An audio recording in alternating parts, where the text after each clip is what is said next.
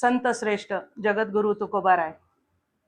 तुकोबारायांना तुकोबाराय कोणाचे भक्त? परब्रह्म पांडुरंगाचे भक्त. आणि ह्या तुकोबारायांना झालेलं सद्गुरु दर्शन. सद्गुरु अर्थात भगवान दत्तात्रय. आणि भगवान दत्तात्रयांनी दर्शन दिलं आणि परावाणीमधनं शब्द बाहेर पडले. 3 शिरे 6 हात तया माझा दंडवत. काखे झोळी पुढे श्वान, काखे झोळी पुढे श्वान, नित्य जान्हवीचे स्नान. माथा शोभे जटाभार. काय सुंदर वर्णन केलंय बघा. अगदी डोळ्यासमोर ते निर्गुण निराकार परब्रह्म साकार रूपात प्रगट करतात. एवढं सामर्थ्य संतांच्या या अभंगांमध्ये असतं, जे कधीही भंग पावत नाही. तुमच्या आमच्या चारोळ्या आज वाचल्या, गायल्या, पुस्तकं छापली, परवा शिळ्या, पण आज 400 वर्ष होऊन गेले तरी अभंग जिवंत वाटतो आणि साक्षात भगवान दत्तात्रय समोर उभे राहतात. 3 शिरे 6 हात. समोरची मूर्ती पण बघा तशीच आहे. 3 शिरे 6 हात तया माझा दंडवत. दंडवत सांगितलेलं आहे, नुसतं नमस्कार सांगितलेलं नाही. किंवा आजकाल हल्ली असतं, बाई कशाला करते, एवढं तुला जड झालंय तर करू नको, आहे तेही निघून जातं बरं. मग पुढे काय म्हणतात? माथा शोभे जटाभार, अंगी विभूती सुंदर. विभूतीचं महात्म्य. अंगी विभूती सुंदर, शंख चक्र गदा हाती, पायी खडाव गरजती. चट चट चट चट पाय खडावांचा आवाज करत दत्तप्रभू निघतात. शंख चक्र गदा हाती, पायी खडाव गरजती, तुका म्हणे दिगंबर, तया माझा नमस्कार. असे हे भगवान दत्तात्रयांचं सुंदर असं वर्णन जगद्गुरु तुकोबारायांनी केलं. आणि तुकोबारायांपूर्वी जी दत्तप्रभूंच्या नित्य पूजनामध्ये त्यांचं पूजन झालं की नैवेद्य दाखवला जातो आणि आरती म्हटली जाते. तर त्या आरती सुद्धा ती घरोघरी प्रचलित आहे. ती कुठली आरती आहे? त्रिगुणात्मक त्रैमूर्ती दत्त हा जाणा. ह्या दोन, हा अभंग आणि ती आरती म्हटल्या क्षणी समोर दत्तात्रयांची मूर्ती उभी राहते, जे ते नावामध्येच सामर्थ्य आहे. स्मरण करताच प्रगट होणार दैवत आहे. आजही इथे येऊन बसलेले असणार आहे. कारण की भगवान दत्तात्रय असे आहेत की सगळ्या देवतांना वाहन आहे बघा. यांचं वाहनच नाहीये, ती फक्त कामधेनू टेकायला आहे. वाहनच नाहीये, मनोवेगाने जातात. मनोजवम मारुती तुल्य वेगम म्हटलेल्या हनुमंताला. आणि हे भगवान दत्तात्रय वाहनच नाही, स्मरण करा की समोर प्रगट होणार असं हे दैवत.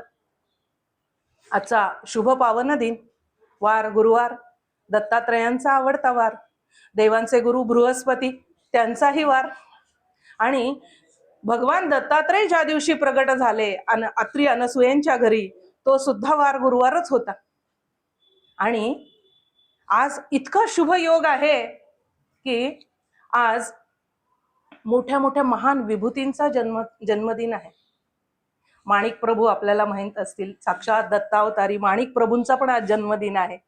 त्यानंतर गांडा महाराज, परमपूज्य टेंबे स्वामी महाराजांचे शिष्य, मला वाटतं परभणी जवळ एक गाव आहे गुंज, तिथली गादी त्यांना दिलेली आहे. गांडा महाराजांचा सुद्धा आज जन्मदिन आहे. आणि तिसरी व्यक्ती महान विभूती म्हणजे साक्षात दत्तच, म्हणजे स्वानंदामृत तृप्ताय श्रीधराय नमो नमः. श्रीधर स्वामींचा जन्मदिन. आणि एक छोटस एक पिल्लू सोडते मध्येच. या भगवंताच्या कृपेने काहीतरी गतजन्माची पुण्याई, या जन्माची कमाई आणि गुरुकृपा म्हणून या व्यासपीठाच्या गादीवर बसण्याचं संधी मिळाली अशा वैशाली खोलेचा पण आज तिथीप्रमाणे जन्मदिवस आहे. तारखेप्रमाणे 6 डिसेंबर आहे. म्हणजे मला एवढा आवडता हा दत्त जन्म करायला की जगामध्ये कोणालाच ही संधी मिळाली नसेल, ती संधी मला मिळते. आणि अजून विशेष सांगायचं म्हणजे माहेरचं काश्यप गोत्र आणि सासरचं अत्री गोत्र. एवढा आनंद होतो. आणि त्या क्षण सगळ्यांच्या समवेत भगवान दत्तात्रयांच्या समक्ष साजरा करायला मिळणं, जे देवांचेही गुरु आहेत त्यांचा जन्मोत्सव साजरा करायला मिळणं आणि आपल्याही त्या दिवशी असणं नक्कीच काहीतरी कुठंतरी केलेलं होतं म्हणून तो योग आलेला आहे.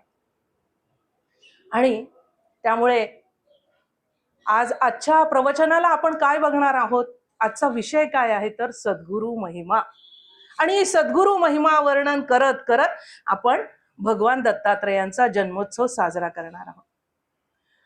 जगद्गुरु तुकोबारायांनी वर्णन केलेलं की 3 शिरे 6 हात, नंतर मलंग वेशामध्ये भगवान दत्तात्रेयांनी शांतीब्रह्म एकनाथ महाराजांना दिलेलं दर्शन आहे. मग हे भगवान दत्तात्रेय कसे आहेत तो, तर कसे आहेत? भूजल तेज समीरख रवि शशि काष्टादिके असे भरला, स्थिरचर व्यापुनी अवघा तो परमात्मा दशांगुले उरला. रामा रामा रामा हरे हरे रामा रामा रामा रामा हरे हरे रामा. सियावर रामचंद्र की जय. भूजल तेज समीरख, जळी स्थळी काष्टी पाशाने सगळीकडे हा परमात्मा माझा सद्गुरु दत्तात्रय व्याप्त आहे. आणि कसे आहे? नित्य शुद्धम निराभासम निराकारम निरंजनम. असे असूनही जगद्गुरु तुकोबारायांना काय सांगतात? 3 शिरे 6 हात तया माझा दंड, असं दर्शनही देतात. हे निर्गुण तत्व आपल्या भक्तासाठी काय करतं तर सगुण साकार रूप घेत आणि आपल्या भक्तासाठी त्याचे मनोकामना पूर्ण करण्यासाठी भगवंत या भूतलावर विविध रूपामध्ये अवतार घेतच असतात.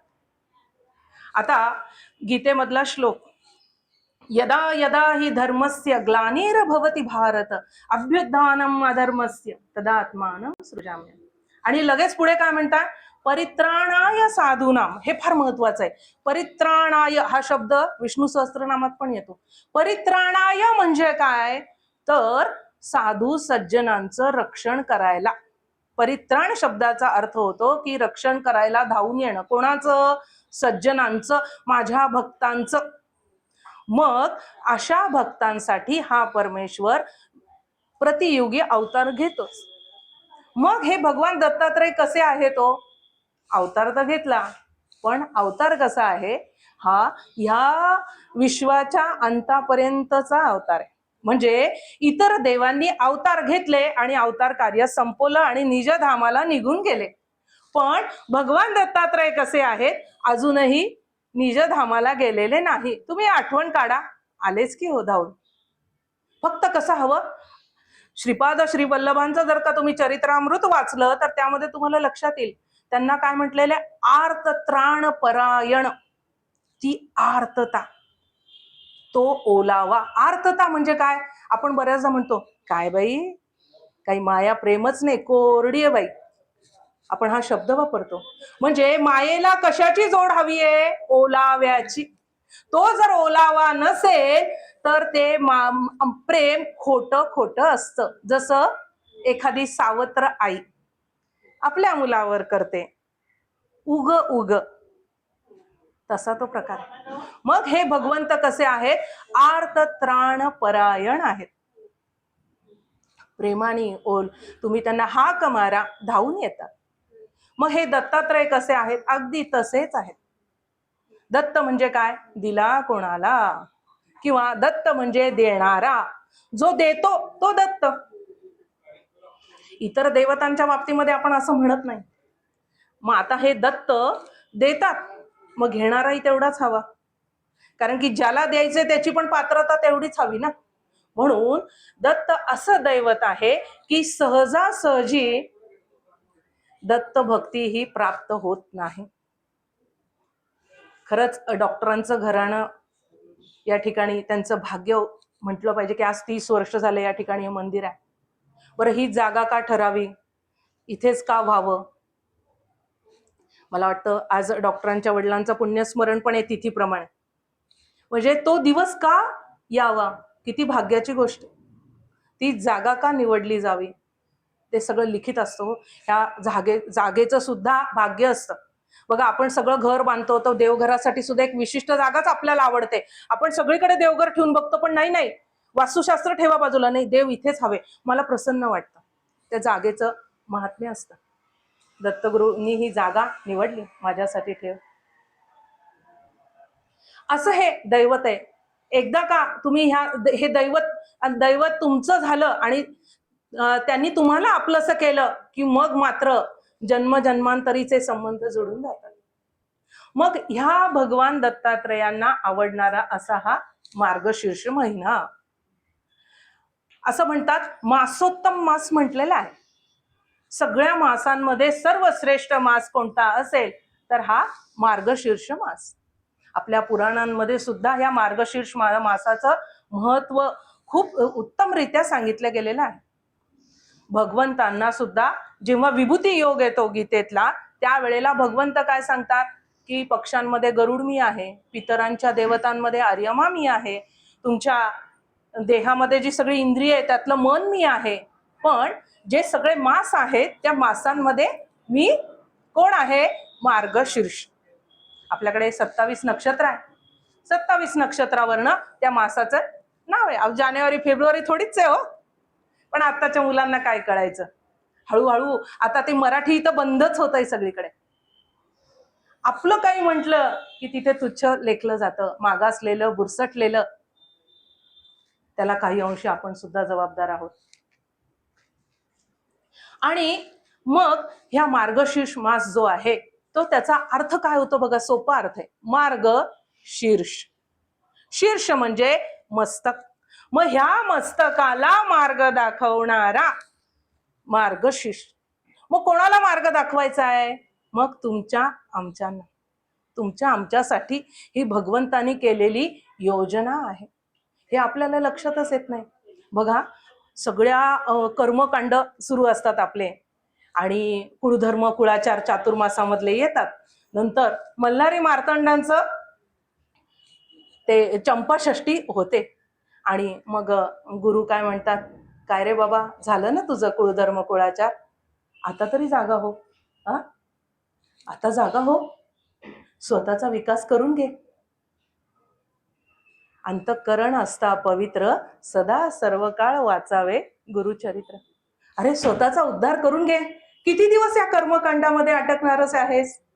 मग मी तुला आहेच आहे ना या जन्म मृत्यूच्या फेऱ्यातून सोडवणारा, पण तुला पुढे यावं लागेल, करावं लागेल. हे सांगणारा हा मार्गशीर्ष महिना आहे. भगवान विष्णू लक्ष्मी मातेसह हेमंत ऋतूचं स्वागत करायला पितांबरधारी विष्णू आणि महालक्ष्मी उभे असतात. बघा, इतर वेळेला आपण मंगळवारी, शुक्रवार देवीचा वार, मंगळवार देवीचा वार म्हणतो, पण या मार्गशीर्षामध्ये गुरुवारी किती महत्व आहे. गुरुवारी आपण देवीचं, महालक्ष्मीचं व्रत करतो, कारण त्या दिवशी भगवान दत्तात्रय सोबत अनघा माता आहेत हो, त्या आपल्याला लक्षात येत नाही. जिथे जिथे म्हणून विष्णू आहेत तिथे तिथे या महालक्ष्मी असणारच.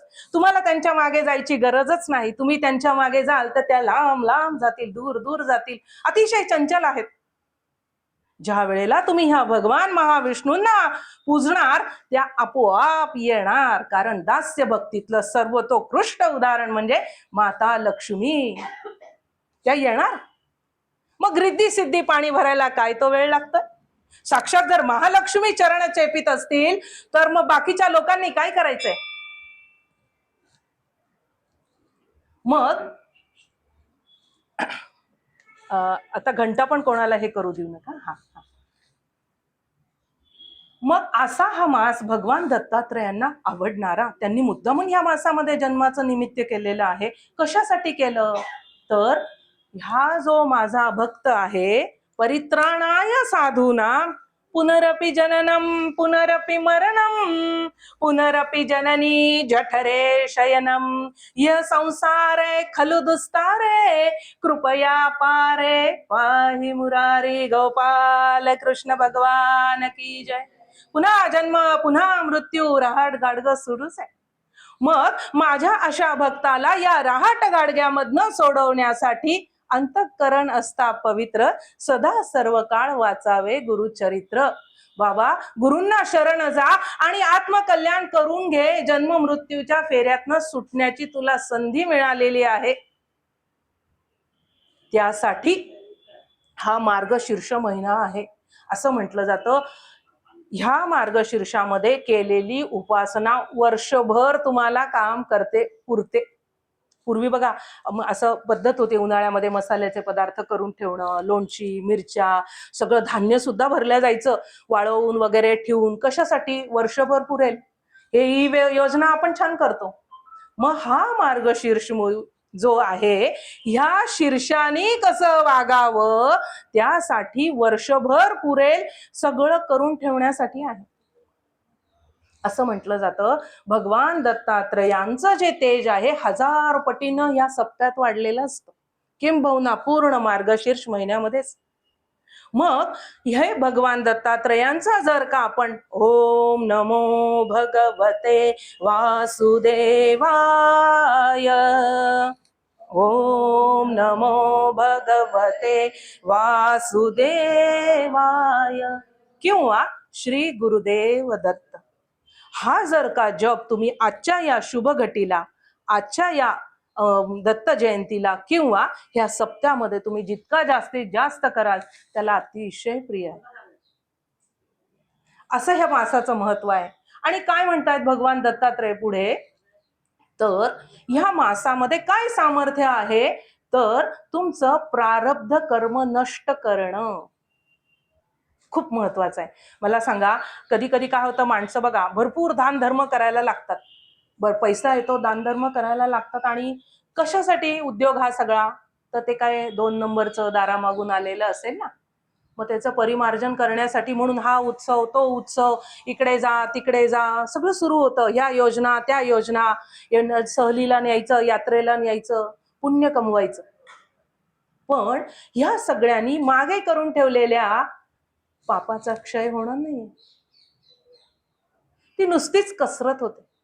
मग हे जे दैवत आहे, हे दैवत काय करतं, तर तुमचं प्रारब्ध कर्म नष्ट करतं. एखाद्याचा जर का रेल्वे अपघातामध्ये मृत्यू होणार असेल तर त्याला रेल्वेतनं पडू देतो, पण अलगद उचलून बाजूला ठेवतो. ते सामर्थ्य यांच्यामध्ये. सुंदर उदाहरण सांगते, शंकर गीता, धनकवडीचा अवलिया शंकर बाबा, त्यांची शंकर गीता. या शंकर गीतेमध्ये डॉक्टर भोईंचा प्रसंग येतो. समोर डॉक्टर विराजमान आहेत, डॉक्टर भोईंचा एक प्रसंग सांगते. तर हे जे डॉक्टर भोई होते त्यांच्याविषयी असं म्हटलं जायचं की ज्या ज्या ठिकाणी डॉक्टर भोई जाई त्या त्या ठिकाणी शंकर प्रभू जाईल. जिथे जिथे डॉक्टर भोई तिथे तिथे शंकर महाराज पाठीमागे मागे मागे. गरजच नाही, म्हणजे दैवत बघा कसं आहे, तुम्हाला बोलवायची पण गरज नाही, पण त्याच्या मर्जीत तुम्हाला बसायला हवं. मी जे म्हटलं ना, दत्त दिला कुणाला, तर देण्यासाठी ही जोडी सुद्धा बळकट हवी. आपलं भांड कसं आहे, आपण छान वरतून रंगरंगोटी करतो, अगदी छोट्यापासून मोठ्यापर्यंत सगळी सोय आहे बाहेर.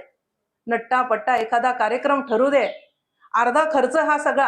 अहो तुम्ही किराण्याचं बिल बघा, अर्धा खर्च हा सगळा वरचाच आहे. जेवणाचा खर्च एकदम कमी असतो. म्हणजे जे आत लागतंय, जे अंतरंग हवंय शुद्ध, तिथेच आपण कमी पडतोय. म्हणून हे सगळं बघायला मिळतंय, ऱ्हास बघायला मिळतोय. ऱ्हास आहे हा सगळा, कलीचा परिणाम आहे. कली तर अजून पुढे पुढे पुढे जाणार आहे. ज्यांनी त्यांचे चरण धरलेले आहेत तेच फक्त वाचणार. नेहमी हे लक्षात ठेवायचं आहे. माऊली सांगतात की गत जन्माची पुण्याई, या जन्माची कमाई. काय आपली कमाई? अहो पैसा अडका सगळं क्षणात, जे काय चांगलं लागतं ते निवडलं जातं आणि देऊन टाका कुठेतरी, काहीही ठेवलं जात नाही. तुमच्या वापरलेल्या सगळ्या वस्तू सुद्धा देऊन टाकल्या जातात क्षणात. आणि क्षणात तुम्ही घरामध्ये आवडते असणारे दारात जाता, हो प्रेत यात्रा होते तुमची, ती क्षणात बदलतं सगळं. ते चैतन्य ते घेऊन गेल्यावर काय राहणार आहे? मग दत्त प्रभू तुम्हाला संधी देत आहेत. तर डॉक्टर भोईंचा प्रसंग फार सुंदर आहे. डॉक्टर भोई एकदा अमृतसरला रेल्वेने निघाले होते. शंकर गीता ज्यांनी वाचली असेल त्यांना हा प्रसंग माहित असेल. रेल्वेचा वेग एवढा भरधाव होता आणि गर्दी होती रेल्वेमध्ये. आणि काय झालं, त्या लोकांच्या ढकलाढकलीमध्ये डॉक्टर भोई रेल्वेतनं खाली पडले आणि त्यांच्यासोबत एक मनुष्य सुद्धा खाली पडला. तो मनुष्य खाली पडता क्षणी चाकाखाली आला आणि त्याचं सगळं काम संपलं. पण डॉक्टर भोई रेल्वेतनं खाली पडले आणि शंकर बाबा त्या ठिकाणी प्रगट झाले. डॉक्टर भोईंना अलगद फुलासारखं उचललं आणि बाजूला ठेवून दिलं. उच्चार सुद्धा केला नाही शंकर महाराजांचा. त्यांनी नाव काढायला सुद्धा वेळ मिळाला नाही त्यांना. इतक्या क्षणामध्ये ते दैवत तुमच्या मदतीला धावून येतं. पण काय सांगितलंय, स्मरण मात्रे संतुष्ट आहे. मग स्मरण करायला तुम्ही नाम तर घेतलं पाहिजे ना आधी. बरेच लोक काय म्हणतात की आम्ही शेवटी बघू नंतर. अरे बाबा, या मुखाला आधीच जर सवय नसेल तर शेवटी नाव येईल कुठून. आणि ती जी माया आहे ना, म्हणजे हा जो डॉक्टर भोईंचा प्रसंग तुम्हाला मी कशासाठी सांगितला, की जे दैवत आहे ना ते क्षणात तुम्ही नाव सुद्धा काढायच्या आधी धावून येणार हे असं दैवत आहे आणि आपल्या भक्ताला सांभाळतं. प्रारब्ध कर्माचा जो नाश मी म्हटले की नाही, डॉक्टर भोई रेल्वेतनं पडून अपघातात मृत्यू लिहिलेला होता, परंतु त्या सद्गुरूंनी त्यांना अलगद त्या संकटामधनं पडू दिलं रेल्वेतनं, पण अलगद संकटातनं बाजूला काढलं. म्हणजे हे जे दैवत आहे ते काय करतं तर तुम्हाला त्याची झलक दाखवतं, पण त्या संकटामधनं तुम्हाला वाचवतं. असे हे भगवान दत्तात्रय आहेत की ते तुम्हाला काय करतात, तुमच्या प्रारब्ध कर्माचा नाश केला की नाही या ठिकाणी, अशा प्रकारे हे दैवत तुम्हाला सांभाळत असतं. मग ह्या मार्गशीर्षामध्ये महिन्यामध्ये तुम्हाला मिळालेली ही संधी त्या दैवताचं सगळी उपासना करायला. खरं तर काय होतं माहिती का, उपासना आणि साधना याच्यामध्ये फार हे केलं जातं, एकत्रच करून टाकलं जातं. उपासना ही कशी असते, उपासनेमध्ये कर्मकांड जास्त आहे आणि साधना ही सद्गुरूंच्या मार्गदर्शनाखाली केली जाते. ज्या वेळेला सद्गुरू प्राप्ती होते त्यावेळेला सद्गुरू तुम्हाला जे मार्ग सांगतात त्या वेळेला खरी तुमची साधना सुरू होते. मग उपासनेमध्ये पहिली पायरी जी येते त्यामध्ये येतं पारायण. पारायण सांगितलेलं आहे की मग आता हे पारायण म्हणजे काय आहे तर परम अधिक आयन. तर घरोघरी या दत्त जयंती निमित्त पारायण झाली असतील. आज दत्ताचा तो अध्याय घेऊन संपवलं हे असेल बऱ्याच जणांनी. उद्या आता पारणं होईल. मग परम अधिक आयन, परम म्हणजे काय, सर्वश्रेष्ठ पद. मग ते सर्वश्रेष्ठ पद प्राप्त करण्यासाठी आयन म्हणजे पुढे जाणे. आपण उत्तरायण दक्षिणायन म्हणतो, आयन म्हणजे पुढे जाणे. मग हे पुढे जाण्यासाठी आपल्याला काय लागणार आहे तर आपल्याला लागणार आहे काहीतरी साधन. आज मी चिंचवड मधनं इकडे आले, काहीतरी तर मला साधन लागेल ना. आणि काहीच नसेल तर जरा 2-2.5 तास 11 नंबरच्या गाडीने यायलाही द्यायला लागेल ना मला वेळ. म्हणजे साधनाशिवाय पुढे जाता येणार नाही. मग ती तुम्हाला लागेल पारायण पोथी लागेल. जशी नदी आहे उगमापासून धावत सुटते आणि तिला मिळायचं असतं ते सागराला. मग एकदा का सागराला मिळाली की कोण समुद्र कोण नदी, देव शोधायला गेलो आणि देव होऊनची केलं. त्यासाठी ते पारायण आहे. जशी नदीला ओढ लागते तसं ते तुमची ही पहिली पायरी आहे, उपासनेमधली पहिली पायरी आहे. काय होतं आपल्याला अनेक संसारामध्ये अडचणी, हा जो प्रपंच आहे, प्रपंच म्हणजेच अडचणी, दुसरं काहीच नाही. सगळं काही जे आहे अनंत अडचणींनी भरलेलं आहे. आपण जर का डोकवलं आपल्या मागचं काय तर आपल्याला काय दिसतील की सुखाचे 2-3च घटना असतात, दुःखच खूप असतं. प्रपंच हा दुःखानेच भरलेला, प्रपंच म्हणजेच दुःख आहे, दुसरं काहीच नाहीये त्याच्यामध्ये. आणि परमार्थ म्हणजे काय, शाश्वत आनंद, सुख नाही. त्याची व्याख्या काय, सच्चित आनंद, आनंद आहे. अहो आज जर का 5,000ची पैठणी नेसली आणि दुसरीच्या अंगावर 10,000ची पैठणी पाहिली तर याचं सुख गेलं, आनंद येतो नाही, गेलं. बापरे, मनामध्ये असूया, मग ती कशी होती? अनसूया. जिला असूयाच नाही तिचा स्वीकार दत्तात्रयांनी केला. उत्पत्ती, स्थिती, लय ह्या सगळ्या गोष्टींवरती आपलं हे सगळं ब्रह्मांड सुरू आहे. प्रत्येक गोष्ट बघा, उत्पत्ती, स्थिती, लय. दत्ताचा जन्माचा उत्सव तयार करायचा आहे, साजरा करायचा आहे. 7 दिवस सप्ताह आहे. उत्पत्ती, छान प्रकारे उत्सव साजरा करायचा. आणि आजचा दिवस लय. जन्माला आलं, उत्पत्ती, वाढलं, स्थिती, पालन झालं, आणि संहार, शेवट. प्रत्येक गोष्टीमध्ये. मग हे सगळं सुरू असताना आपल्याला काय करायचं आहे? पुढे जायचं आहे, त्या भगवान दत्तात्रयांपर्यंत पोहोचायचं आहे. मग त्यासाठी आपल्याला काहीतरी साधन लागतं, आणि त्याची पहिली पायरी म्हणजे पारायण.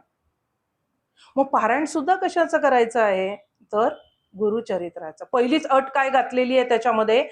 अंतःकरण असता पवित्र, सदा सर्व काळ वाचावे गुरुचरित्र. आणि मग नंतर नियमावली सांगितलेली आहे. पण मग आपण काय होतो? पहिल्याच नियमामध्ये नापास होतो. मग ठीक आहे बाबा, सुचिरभूत होऊन हे करून आम्ही बसतो वाचायला. मग हे पारायण वाचत असताना त्या पारायणामध्ये, त्या 51 अध्यायांमध्ये आपण काय होतं? रममान होऊन जातो. आता स्त्रियांनी वाचावं की न वाचू नये, पुरुषांनीच, ह्या भानगडीत मी पडत नाही. आपल्याला सद्गुरु महिमा बघायचा आहे, कारण की सद्गुरु सगळ्यांवर कृपा करतात, त्यांच्यासाठी कुठलाच भेदभाव नसतो. आणि ह्या मार्गशीर्ष महिन्यामध्ये सुद्धा बघा, गीता जयंती येऊन जाते, मोक्षदा जयंती. तर ती सुद्धा आपल्याला काय सांगते की वेदांसाठी तर काय आहे? 3 वर्णांचा अधिकार सांगितलेला आहे वेदांनी, पण गीता सर्वांसाठी खुली आहे. तसंच हे सद्गुरूंचं दालन आहे, सर्वांसाठी खुलं आहे. फक्त अट काय? अंतःकरण असता पवित्र, पात्रता, आतलं भांड स्वच्छ पाहिजे. माझी आजी काय करायची? चुलीवर स्वयंपाक होता माझ्या आजोळी, त्याचा मोठा वाडा, आणि घरात स्टोव्ह वगैरे होता, पण तिला ते चुलीवर भात शिजवायला फार आवडायचा. ती काय करायचे? त्या भांड्याला माती बिती लावून मस्त चुलीवर जळू नये म्हणून इतकी छान ते हे केलं जायचं. त्याला काहीतरी एक शब्द आहे, ते लिंपण केलं जायचं, भांड बाहेरनं खराब होऊ नये म्हणून. इतकी आपण काळजी घेतो. पण आतलं, त्याच्यासाठी आपल्याला उपासनेचं नाणं आपलं बळकट पाहिजे. त्याच्यासाठी आपल्याला ही गुरुचरित्र मदत करतं. तर नगरस्थित क्षीरसागर महाराज, अहिल्यानगर आहे, तिथे दत्त देवस्थान आहे. तिथले जे क्षीरसागर महाराज आहे, त्यांचं परवाच दर सकाळी रोज प्रवचन आम्ही ऐकतो. तर परवाचंच प्रवचन होतं सद्गुरूंचं. आता महाराज नाहीये, देह ठेवलेला आहे महाराजांनी. तर त्यात त्यांनी काय सांगितलं की हे जे गुरुचरित्र आहे ना, या गुरुचरित्रामध्ये जवळपास 1000च्या वर अध्याय होते. मग काय झालं? सिद्ध जे आहेत ते दुसरे तिसरे करून नसून साक्षात नरसिंह सरस्वतीच आहे. ह्या सिद्धांनी नामधारकाला माध्यम करून गुरु शिष्य संवाद आहे आपल्याला केलेलं प्रबोधन आहे. मग 1000च्या वर त्याच्यामध्ये अध्याय होते. आणि मग नरसिंह सरस्वती स्वामी महाराजांना असं लक्षात आलं की येणारा काळ फार कठीण आहे, अधर्माचरण सगळीकडे सुरू होणार. मीच का? त्याला कळत नाही कसं वागायचं ते. मीच दरवेळेस चांगलं वागायचं. हा जो मी आहे ना, सगळीकडे घात करणार आहे, अधर्म वाढणार आहे. म्हणून मग त्यांनी काय केलं? मोजकेच 51 अध्याय घेतले. आणि ते 51 अध्याय पण कसे आहेत? त्यामध्ये जवळपास सगळे चमत्कार आहेत बघा. हे जर अध्याय वाचले तर त्यामध्ये प्रत्येक अध्यायामध्ये तुम्हाला वेगळे वेगळे चमत्कार बघायला मिळतील. पण तसं बघितलं तर तो भगवंताचा सहज भाव आहे. त्यांच्यासाठी ते चमत्कार नाहीच आहेत, तो त्यांचा सहज भाव आहे. सहज भावाने ते करून जातात. मग त्यांनी काय केलं? अशा काही गोष्टी गुंफल्या गुरुचरित्रामध्ये की तो भक्त त्या आशेने तरी तिथं बसेल, पोथी वाचेल. बघा, आपल्या प्रत्येक स्तोत्रांमध्ये दिलेली असते ती फलश्रुती. आपण काय करतो? फलश्रुती वाचतो आणि स्तोत्र पठणाला बसतो. मला काय मिळणार आहे? काहीतरी तर मिळालं पाहिजे ना, मगच पुढे. मग आपले ऋषीमुनी सुद्धा हुशार होते. मग त्यांनी सुद्धा बरं का हे सगळे चातुर्मास वगैरे त्याच्यासाठी लावलेले, नाहीतर आपण काही केलं नसतं. गौरी गणपती आहेत म्हणून करतोय. बाई माझी सासू अशी करत होती, तू तर बघ तिने सोहळ्यात स्वयंपाक केला, मी सुचिरभूत होऊन करते, तू पंजाब ड्रेस का होईना पण आंघोळ करून तो घाल आणि कर. आजच्या दिवस तरी बाहेरची ऑर्डर नको, घरी कर, देवापुरतं तरी कर. मग हे जे सगळं आहे हे लावलंय म्हणून आहे हो. असं म्हणतात की पुण्य कमवावं लागतं, पाप घडतं, संस्कार करावे लागतात. केल्याने होत आहे रे, आधी केलेची पाहिजे. मग ह्या गुरुचरित्रामध्ये 51 अध्याय सद्गुरूंनी निवडले आणि त्या अध्यायांचा महिमा इतका आहे की नगरस्थित जे आहेत दत्त देवस्थानचे क्षीरसागर महाराज, परमपूज्य क्षीरसागर महाराज, ते सांगतात की कोणाची मुळी हिंमतच झाली नाही त्यामध्ये एखादा अध्याय वाढवायची, कारण की ते परिपूर्ण आहे. स्वतः नरसिंह सरस्वती स्वामींनी सांगितलेलं आहे, म्हणून ते वाचायचे. त्यातला प्रत्येक शब्द मंत्र आहे, प्रत्येक ओवीला फलश्रुती आहे, अक्षर सत्य ग्रंथ आहे, मनोकामना पूर्ण करणारा असा तो ग्रंथ आहे. त्याचं पारायण करायचंय, एका ठिकाणी बसायचंय, मनाला नियम लावायचे आहेत, नियम घालायचा आहे. एखादा जर का ऑपरेशन असेल आपलं तर ते सगळं स्टरलाइज केलं जातं, त्याचं ऑपरेशन थिएटर सगळी त्या ठिकाणी, तिथल्या स्लीपर्स वेगळ्या, ते सगळी अवजारं वेगळी. मी ठरवलं नाही बाई, मी जाईन अशीच. बाई तुम्ही व्हा बाहेर, तो ज्याचं ऑपरेशन आहे तोच आधी आपल्याला बाहेर काढेल. मला जगू द्यायचं की नाही तुम्हाला? काही इन्फेक्शन झालं तर तुम्ही घेणार आहे का जबाबदारी? म्हणजे तिथे नियम पाळतो आपण, इथे आले की सगळं काय. देव कुठे जेवतोय हो? बरं झालं जेवत नाही तर आपण त्याचं सुद्धा जेवण काढलं असतं. बरं आहे आम्ही सगळं रांदावाडा उष्टी करा आणि आम्ही नैवेद्य दाखवायचं आणि गिळायचं. अहो इतका कलियुगातला माणूस आहे हो, त्याचं जेवण सुद्धा काढायला कमी करणार नाही. मग तुमचा देव जेवतो का? आंघोळ न करता जरी केलं तरी काय फरक पडतोय? अहो भगवंत भावाचा भुकेला, भावार्थ देखोनी भुलला, संकटी पाविशी भाविकाला रक्षितसे. तो धावून येतो संकटामध्ये, भक्ताचं रक्षण करतो. तो काय बघतो? तुमचा भाव बघतो.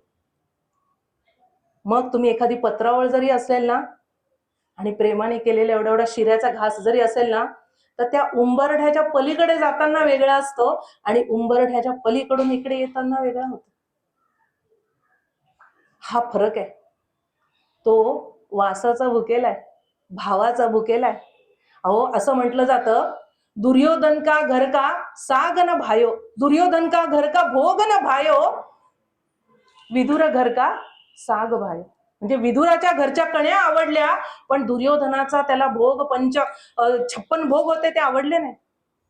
भगवंत कसा आहे, दत्तप्रभू कसे आहे, भावप्रिय आहे. मग अशा सद्गुरूंचा महिमा सांगताना आपण गुरुचरित्रातले 2-3 प्रसंग बघू महत्वाचे, की हे पारायण करत असताना काय होतं. जी व्यक्ती पारायणाला बसते 7 दिवसामध्ये, 7 दिवसानंतर त्या व्यक्तीमध्ये बदल झालेला असतो, शांत होते ती व्यक्ती. कसं असतं, आपण आहे ना एक समर्थ रामदास स्वामींच्या काही ओळी आहेत. समर्थ रामदास स्वामी काय म्हणतात की हे जे मुख आहे ना, ज्या वेळेला नाम घेतो, मुख नामाने पवित्र होतं. बघा ही जी नवविधा भक्ती आहे ना, ही नवविधा भक्ती सगळीकडे आपल्याला उपयोगी पडते. सद्गुरु महिमा बघत असताना आपल्याला त्यांच्यापर्यंत पोहोचण्यासाठी नवविधा भक्ती भगवंतांनी दिलेली आहे. दासबोधामध्ये समर्थ रामदास स्वामींनी सांगितलेली आहे, भागवतात पण उल्लेख आहे. श्रवणम कीर्तनम विष्णू स्मरणम पादसेवनम अर्चनम वंदनम दास्यम सख्यम आत्मनिवेदनम. गोपाल कृष्ण भगवान की जय. झाले जागे सगळे? ती निद्रा देवी पण त्याच वेळेला येते, ज्या वेळेला कुंभकर्णाचा वध झाला. निजधामाला गेला कुंभकर्ण रामाच्या, प्रभू रामचंद्रांच्या आशीर्वादाने. त्यावेळेला कुंभकर्णाची बायको आली की पुढे आता मी काय करायचं, मी कुठे जायचं, मी कुठून पुण्यकर्म करायचं, पती तर गेला माझा, पती सेवा नाही मला आता. 6 महिने सेवा असायची, 6 महिने निद्रा असायची. त्यावेळेला भगवंतांनी सांगितलं, जिथं कथा कीर्तन प्रवचन असेल तिथे तू बिनधास्त जा आणि सगळं पुण्य घेऊन घरी जा. त्याच वेळेला बरोबर ती घात करते. मनुष्याने कसं सावध असलं पाहिजे. ही जी नवविधा भक्ती आहे त्या नवविधा भक्ती मधली श्रवण भक्ती, पहिली भक्ती काय आहे? श्रवण भक्ती. आज आपण सगळेजण काय करतोय? श्रवण करतोय. मग आता मी तुम्हाला सद्गुरु महिमा सांगत सांगत तिकडे नेतीये बरं का. आणि आता मुखाचं मी सांगत होते की मुखाने काय नाम घेतल्यावर मुख पवित्र होतं, तेच आता आपण बघणार आहोत. तर ही जी श्रवण भक्ती आहे, आपल्याला काय सवय असते दैनंदिन जीवनामध्ये? आज आपण इथे बसलेलो आहोत, एवढे जण किती आहे? 20-25 लोक आता आपण आहोत. मग हे 20-25 लोक आपण काय ऐकतोय? भगवंताचं नाम संकीर्तन, भगवंताच्या लीला ऐकतोय. म्हणजे ह्या कानाने सत्संग सुरू आहे. श्रवण काय करतोय? आपण चांगलं श्रवण करतोय. मग इतर वेळेला काय असतं? प्रपंच, याच त्याच, तो काय म्हणाला, ही काय म्हणाली, काय रेसिपीज आहे, काय करायचं होतं, काय सांगितलं होतं, काय करून ठेवलं होतं, 8 दिवसाचं बोलायचं राहिलं होतं, 10 दिवसाचा मोबाईल बघायचा राहिला होता, पारायणामुळे 7 दिवस मला तिकडे बघता आलं नाही, आता येणारे 7 दिवस हॉटेलिंग आहे, मोबाईल आहे, सगळं आहे. म्हणजे आपण काय करतोय बघा? प्रपंच. मग हे जे कान आहे त्या कानाला आपल्याला द्यायचं आहे सत्संग. पहिली पायरी श्रवण. असं म्हटलं जातं, सब व्यथा है सिर्फ रामकथा है. सगळी व्यथाच ऐकतो ना आपण. मला सांगा, हे कान आहे, भगवंताचं चिंतन किती ऐकतात? मग असं भगवंताचं चिंतन ऐकण्यासाठी आपल्याला परमेश्वराने कान दिलेले आहेत. नंतर श्रवणम, पुढे काय सांगितलेलं आहे? कीर्तन, नाम. श्रवणम कीर्तनम. कसं होतं? चांगलं ऐकलं की बोलावं असं वाटतं. एखाद्याने चांगलं सांगितलं की इथे इथे सेल लागलेला आहे बरं का, कधी दुसरीला सांगेल होतं. एखाद्या ठिकाणी चांगला सत्संग आहे की आपण लगेच सांगतो, चल बरं तिथे रामकथा आहे. ही मैत्रीण खरी मैत्रीण, जी तुम्हाला सत्संगाला घेऊन जाते, सत्संगाला घेऊन जाणारी खरी मैत्रीण. कारण जेव्हा चांगलं ऐकू तेव्हा चांगलं बोलू. श्रवणम कीर्तनम. नंतर काय सांगितलेलं आहे? विष्णूचं स्मरण. ज्या वेळेला आपण मुखामधनं भगवंताचं नाम घेऊ त्या वेळेला हे मुख पवित्र व्हायला लागेल. ज्या वेळेला आपण कानानं सत्संग ऐकू, कान पवित्र व्हायला लागते. मग काय होईल? आता हे कान पवित्र झाले, मुख पवित्र झालं. मग या ठिकाणी काय सांगितलेलं आहे की हे जे डोळे आहेत ना, सध्याला तर बघा सगळं बघायचंच आहे. व्ह्यूज, किती व्ह्यूज, रिप्लाय है ना? कुठे चांगलं, मी एवढं पोस्ट करून अजून कोणाचेच व्ह्यूज नाहीये, रिप्लाय नाहीये, रिस्पॉन्स नाहीये, कुठलं साधं स्माइली पण नाहीये. आपल्याला सारखे व्ह्यूज हवेत. म्हणजे डोळे काय करतायत? सतत बघायचं. मग ज्या वेळेला आपण पारायण करतो, परम अधिक आयन पुढे जाण्यासाठी म्हणून हे जे डोळे आहेत सतत प्रपंचामध्ये बघत असतात. इकडनं ऐकतात, इकडनं विचार करतात, डोळ्यांनी बघतात आणि इकडनं इकडे तिकडे करत राहतात. मग असे जे डोळे आहेत पवित्र ग्रंथांच्या पठणाने पवित्र होतात. पवित्र ओळी गुरुचरित्रातल्या त्या वाचून तुमचे नेत्र शुद्ध पवित्र होतात. नंतर बघा ही नवविधा भक्ती कशी उपयोगी पडते. नंतर काय सांगितलेले? पादसेवनम. पादसेवन. आजच्या युगामध्ये प्रत्यक्ष गुरूंची सेवा, संदीपकाने केलेली सेवा कोणाला शक्य आहे का? गुरुचरित्रात आहे बघा उल्लेख. साक्षात भगवान महाविष्णू प्रगट झाले, शिवशंभो प्रगट झाले, तरी माझ्या गुरूंना सोडून मी जाणार नाही, त्यांचे काय सांगतील ते मी करीन. गुरुवाक्य वेद प्रमाण. गुरु कहे सो कर, गुरु कहे सो कर, गुरु करे सो मत कर. ही पादसेवन भक्ती. आपण काय करतो? आमचे गुरु आहे ना असे कपडे घालतात, आमचे गुरु आहे ना अशा माळा घालतात, आमचे गुरु असे गंध घेतात, असं बसतात, म्हणून आम्ही घरात सगळं तसं केलंय. गुरु कहे सो कर, गुरु करे सो मत कर. अरे गुरूंनी दिलेला उपदेश आचरणामध्ये आणणं म्हणजे पादसेवन. त्यांची पदचिन्ह ज्या वाटेवरून गेलेली आहेत त्या वाटेवरून मी पुढे पुढे जाणं म्हणजे पादसेवनम. पादसेवनम भक्ती. आणि पुढे काय सांगितलेले? वंदनम. अर्चन भक्ती येते. मग ज्या वेळेला आपण अर्चन भक्ती करतो, अर्चन भक्ती आहे त्याच्यामध्ये तुम्ही मानसिक असू दे किंवा प्रत्यक्ष अर्चन भक्ती असू दे, त्याने काय होणार आहे, हे जे तुमचे हात आहेत ना पवित्र होणार. म्हणून भगवंताला पूजन आहे. रोजची पूजा काय आहे, तर ज्या वेळेला आपण भगवंताची रोज पूजा करू, पूजन अर्चना करू, हे जे हात आहेत ना पवित्र होत जातात. नंतर काय सांगितलेलं आहे, वंदनम, नमस्कार. हे हात जोडून आपण विसरलो शेक हँड. कोरोना तरी बरा होता, त्यावेळेला काय झालं, सगळेजण नमस्कार करायला तरी लागले होते भीतीपोटी. आपण आपलं सगळं देऊन टाकतो. ज्या ठिकाणी फॉर्मॅलिटी तिथे करा, पण शक्यतो अभिवादन एकमेकांना. आणि तो नमस्कार कोणाला आहे, वारकरी संप्रदायात बघा असतं, तुमच्या हृदयस्थ परमात्म्याला तो वंदन असतं. मग ज्या वेळेला आपण वंदन करतो, नमस्कार करतो, त्या वेळेला काय होतं, नमस्कार करताना आपलं जे मस्तक आहे ते त्या चरणांवरती काय होतंय, पादांबुजांवरती आपण टेकवतो. आणि या मस्तकामध्ये काय आहे, अहंकार. मग हा जो अहंकार आहे सारखा मी, त्या अहंकाराचा त्या सद्गुरूंच्या चरणांवरती नाश होतो. पादांबुज पवित्र, ज्या वेळेला आपण नमन करतो त्यावेळेला हे मस्तक पवित्र होतं. ज्या वेळेला आपण मंदिरामध्ये जातो त्यावेळेला तिथले धुलीकण आपल्या अंगावर उडतात आणि ही त्वचा पवित्र होते. इतकं सांगितलेलं आहे. ज्या वेळेला आपण नित्य नेम करतो, नित्य म्हणजे काय, तो परमात्मा परमेश्वर. हरिपाठात काय सांगितलेलं आहे, नित्य नेम तो नामी प्राणी दुर्लभ, लक्ष्मी वल्लभ तया जवळी. हरिमुखे म्हणा पुण्याची गणना कोण करी, अवधूत चिंतन श्री गुरुदेव दत्त. नित्य नेम, ज्या वेळेला आपण नित्य नेम करतो त्या वेळेला लिंग पवित्र होत. लक्षात घ्या, त्यावेळेला नित्य पूजनाने लिंग देह माणसाचा पवित्र होतो, जिथे सगळ्यात जास्त वासना.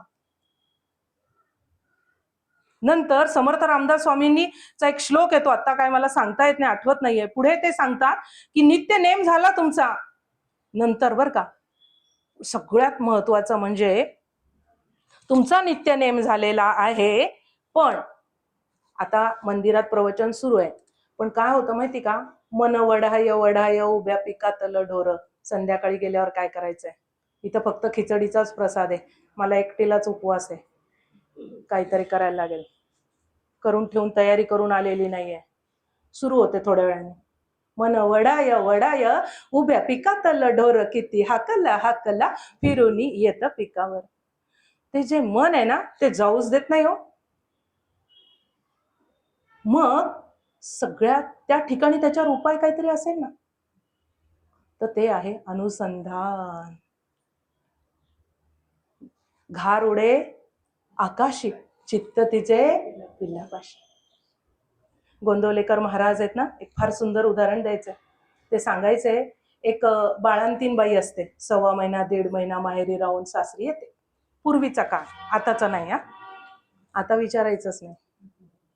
सासू पण वरचढ, सूनबाई पण वरचढ, नेमकं कोणाचं बाळणपण आहे तेच कळत नाही. माझ्या वेळेला हे झालं नव्हतं, मी पण आता एन्जॉय करणार आहे. अख्ख्या घरादाराला लाडू बनतात. आपण काय करतोय हे गरज आहे बघायची. गोंदवलेकर महाराज सांगतात पुढे, किती 1.5 महिना झालेली बाळंतीण बाई आपल्याला लेकराला घेऊन सासरी येते, आणि सासरी आल्यावर तिला कळतं की आपली जबाबदारी आहे, आपण काम केलं पाहिजे. भांडे घेते एवढे मोठी आणि घासायला बाहेर बसते. आता तर असं आहे, हे बघ तू काय कर, भांडी घासून घे, मी काय करेल नंतर मी त्याला छान पुसेन आणि मग ट्रॉलीमध्ये ठेवीन. मग तू काय कर, कपडे लाव, मी कपडे लावून जाईल, नाही तर तू वाळत घाल, ते जास्त बेटर राहील. मग बाई येईल ना, ती टाकेल लॉन्ड्रीमध्ये सगळं. बिचारी भांड्या एवढे मोठे घेऊन बसले, आणि छोटंसं बाळ पाळण्यामध्ये समोर असाच पाळणाय बर का, पाळण्यामध्ये छोटस 1.5 महिन्याचं तिचं बाळ आहे. भांडी घासायला आपण काय बघतोय? अनुसंधान.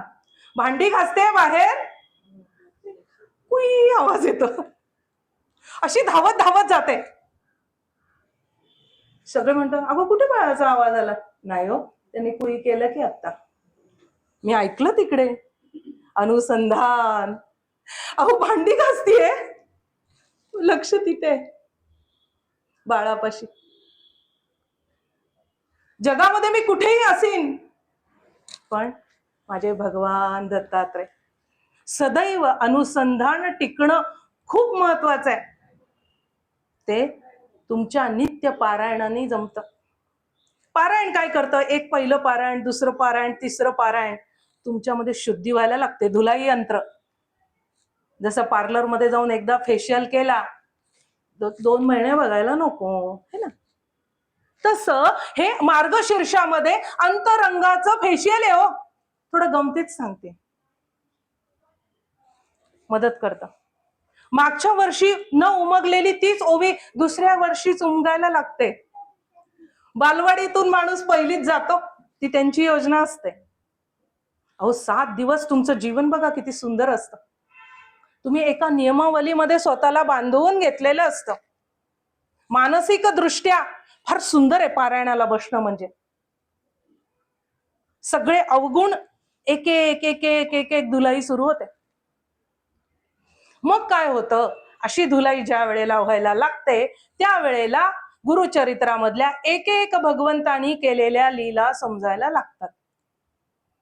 आता बघितलं ना, हा दत्त संप्रदाय सगळ्यांचा आहे बरं का. शैव पंथ, शाक्त पंथ, नंतर वैष्णव संप्रदाय, कुठला पण संप्रदाय, वारकरी संप्रदाय, कुठलाही संप्रदाय तुम्ही घ्या, त्याचं मूळ भगवान दत्तात्रयच आहे.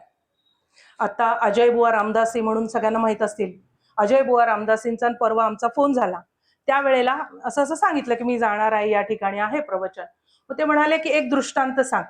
फार सुंदर दृष्टांत त्यांनी सांगितला. ते म्हणाले की ब्रह्मानंद महाराज गोंदवलेकर महाराजांचे पट्ट शिष्य. तर हे गोंदवलेकर महाराजांचे जे शिष्य होते, गुरुप्राप्तीची तळमळ सुरू होती. अनंत शास्त्री प्रकांड पंडित गुरुच्या शोधात निघालेत सगळीकडे. आणि शोधत शोधत इंदोरला जाऊन पोहोचले. आणि तिथं असा जसा आता सगळ्या जास्त महिला आहेत ना, आधी बाईलाच सांगितलं जातं कारण की समजूतदारपणा बाईच्या अंगीच आहे. खरे लक्षात घ्या. हे कलियुग सुद्धा काय करताय माहिती का? बायकांची डोकी फिरली की जिच्या हाती पाळण्याची दोरी ती जग उद्धर. अहो ज्या घरामधली बाई सुसंस्कारी असेल त्या घरामध्ये सगळे सुसंस्कारितच असतात.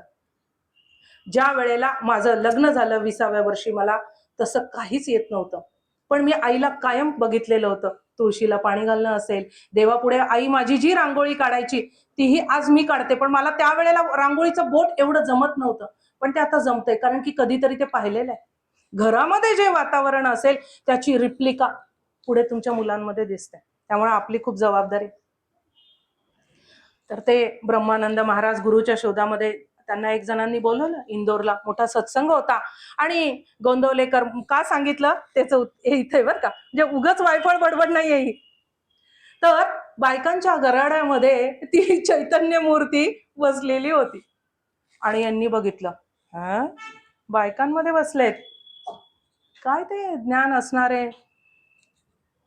निघाले तावा तावा आणि जाऊन पोचले नरसोबाच्या वाडीला.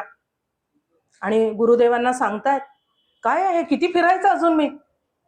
आणि डोकं टेकवलं, मान वर करतायत, तर त्या मनोहर पादुकांच्या जागी गोंदवलेकर महाराज दिसतात. अवधूत चिंतन श्री गुरुदेव दत्त. साक्षात गोंदवलेकर महाराज दिसतात.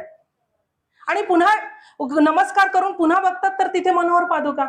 आणि दृष्टांत होतोय की बाबा तेच तुझे गुरु आहेत, तिकडे जा, परत इथे कशाला आला. आणि मग अजय बुवांनी काय सांगितलं की हे जे गुरुतत्व आहे ना, जोपर्यंत तुम्हाला सद्गुरूंची प्राप्ती होत नाही हे गुरुतत्व जबाबदारी घेत तुमची. म्हणून सगळ्या संप्रदायांमध्ये गुरुदेव हे भगवान दत्तात्रय हे सगळ्यांचे गुरु आहेत. कारण बघा, ब्रह्मा विष्णू महेश तीन देवता त्या ठिकाणी एकत्र आलेल्या आहेत आणि तिन्ही देवता त्या ठिकाणी एकत्र येऊन सद्गुरु निर्मिती झालेली आहे. मग ही जी सद्गुरु पीठ कशासाठी आहे? जन्म मरण्याच्या फेऱ्यामधनं आपल्याला सोडवण्यासाठी. हा एक दृष्टांत दिला. आणि दुसरा एक दृष्टांत, आज भगवान श्रीधर स्वामी, त्यांना काय म्हटलं जातं? भगवान श्रीधर स्वामी. श्रीधर स्वामींची सुद्धा जयंती आहे. तर भगवान श्रीधर स्वामी हे साक्षात दत्तच होते. दत्तावतारी नाही, साक्षात दत्त. तर त्यांना सुद्धा एक गृहस्थ म्हणाला की मला नरसोबाच्या वाडीला जायचंय. तर श्रीधर स्वामी म्हणाले, कशाला वाडीला जातो? इकडेच बघ ना, माझ्याकडेच बघ ना. नाही नाही, मी जाऊन येतो. वाडीला पोहोचला आणि तिथे नमस्कार करतो तर त्या मनोहर पादुकांच्या जागी त्याला श्रीधर स्वामी दिसले. त्यांनी दाखवून दिलं की ते तत्व एकच आहे. आणि त्यांचा एक अजून गुरुचरित्र पारायणाचाच विषय सुरू आहे. तर त्यांचे जे माता पिता होते, काळ सर्पाचा काय म्हणतात त्याला, तो दोष लागल्यामुळे त्यांचे अपत्य जिवंत राहत नव्हते. गाणगापूरला आले, पारायणाला बसले. साधारणपणे असं सांगतात की 6 महिने जवळपास ते दोघं दाम्पत्य तिथे होतं. आणि इतकी पारायण काय म्हणतात त्याला, सगळे नियम पाळून अगदी खडतर उपासना दत्तप्रभूंची सुरू होती. आणि यांनी काय करावं? उठावं, पती सेवा करावी, नंतर स्वतः जप करावा आणि पतीने इकडे पारायण करावी. त्याला जी काय अनुकूलता लागेल. आता कसं झालेलं आहे माहिती का? आपण आहे ना सगळं बरोबरीमध्ये घालवतोय. सगळी बरोबरी, जिथे बरोबरी आली ना तिथे सगळं संपतं. बघा, गीतेची सुरुवात काय आहे? धर्मक्षेत्रे कुरुक्षेत्रे, धर्म. आणि गीतेचा शेवट काय? मम. धर्म मम, एवढीच गीता आहे. मग धर्म म्हणजे काय? अरे धर्म, त्या लेले आहेत ना सुप्रसिद्ध प्रवचनकार, त्या म्हणतात धर्म. अरे धरून ठेव. मग कोणाला धरून ठेव? कर्तव्य. कर्तव्य म्हणजे धर्म. मग मी जर स्त्री असेल, एक पत्नी आहे, आई आहे, कोणाची बहीण आहे, कोणाची मुलगी आहे, मग त्या नात्यांप्रमाणे माझ्या जबाबदाऱ्या नाहीत का हो काही? मग तिथेच आपल्याला नकोय, मीच का? मग पत्नी धर्म आला. पत्नी धर्माप्रमाणे तिने आपल्या पतीची सेवा केली. आणि जवळपास असं म्हटलं जातं की 6 महिन्याच्या खडतर त्या पारायणानंतर साक्षात भगवान दत्तात्रय प्रगट झाले. षडभुज मूर्ते तव शरणम, षडभुज यतिवर तव शरणम, दंडकमंडलु गदा पद्म शंख चक्रधर तव शरणम, काषाय वस्त्रम करदंडधारिणम, कमंडलुम पद्मकरेण शंखम, चक्रं गदाभूषित भूषणाढ्यं, श्रीपादराजं शरणं प्रपद्ये. अवधूत चिंतन श्री गुरुदेव दत्त. भगवान दत्तात्रय साक्षात समोर प्रगट झाले आणि श्रीफळ घेतला आणि त्यांच्या आईच्या ओटीमध्ये घातला आणि सांगितलं की साक्षात आम्हीच तुझ्या पोटी प्रगट होऊ. त्या भगवान श्रीधर स्वामींचा संध्याकाळचा जन्म. असं हे दत्त तत्व तुमची काळजी घेत राहत. मग आता आपण काय करूयात की व्यासपीठाच्या गादीला वंदन करून घेऊयात. 2 प्रसंग सांगून मग आपण दत्त जन्माकडे वळूयात. ताई, कुंकू लावायचं ते केलं तरी चालेल.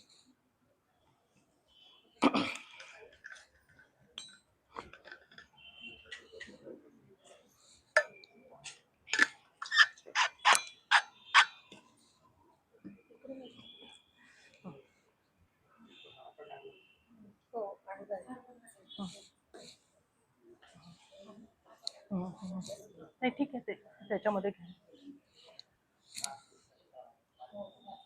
अवधूत चिंतन श्री गुरुदेव दत्त श्री स्वामी समर्थ महाराज की जय.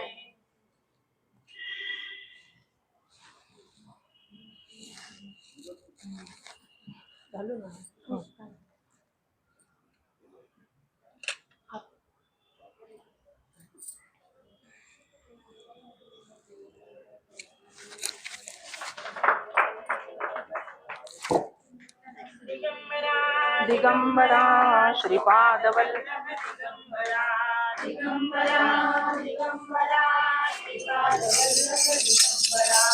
दिगंबरा दिगंबरा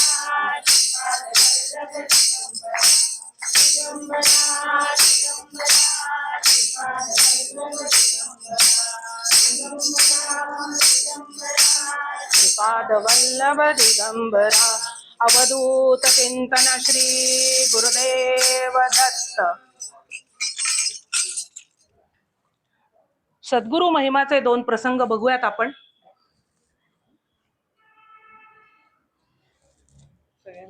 हो, सगळ्यांनी बुक्का लावून घ्या. कोणीतरी हे करा.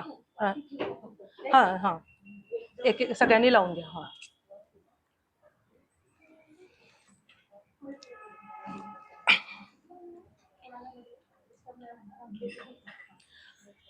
ज्या वेळेला आपण गुरुचरित्र बघतो तर भगवान दत्तात्रय कसे आहेत तर आपल्या साधकावरती कधी कशा प्रकारे कृपा करतात त्यांची ती रूप थोडक्यात बघूया.